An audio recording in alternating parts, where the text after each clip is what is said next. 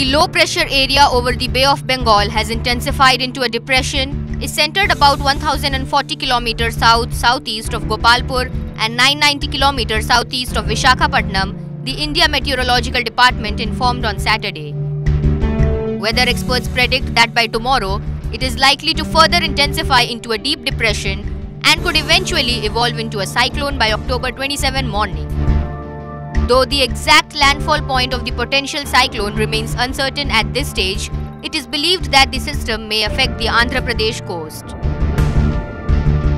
Favourable condition अच्छी upper level भी जो आम आंटी साइक्लोन थाए सेटा भी फेवरेबल रोचे जहाँफल बंगोसागर सिस्टमटा घनीभूत होवार संभावना रोचे जो घनीभूत हेले भी ये मैक्सिमम साइक्लोनिक स्टर्म जाइपारे अति बेसी सिवियर साइक्लोन स्टर्म तार ऊपर स्टेज जावार संभावना कम रही किंतु जदियो इनिशियली उत्तर पश्चिम जो गति करुच्ची अरब सागर सिस्टम केमी कौन इंटरेक्शन होची एटा एक्चुअली आउ टिके घनीभूत हेले डीप डिप्रेशन स्टेज गले स्पष्ट हम काली आड़ को चित्र स्पष्ट हो पार जे किंतु अभी जो प्रिलिमिनारी आकलन जना पड़ुची ओडिशा रे वर्षार प्रभाव रहिबो दक्षिण ओडिशा रे काफी अधिक वर्षा हो पारे तापर आभ्यंतर ओडिशा पश्चिम ओडिशा रे वर्षा रहबो विशाखापट्टनम उत्तर को क्रॉस करिवो ताले पवन रो स्पीड अधिक रहबो जदी विशाखापट्टनम तळु क्रॉस करूची विशाखापट्टनम पहाड़ जो अछि से पहाड़ को आसिला बेलू सिस्टम आउरी दुर्बल हो जिवो एवं पवन रो स्पीड कमी जिवो ओडिशा रे पवन रो स्पीड जेतिकी सिटी थिबो तार माने धर जो जदी सिटी 90 km/h हला ओडिशा रे विशेष करी गजपति रायगढ़ मालकानगिरी से जो पॉकेट गुडा रहउची सेठी आपनकर 45 km मैक्सिमम 50 km पर्यंत पर आवर जाई पारे।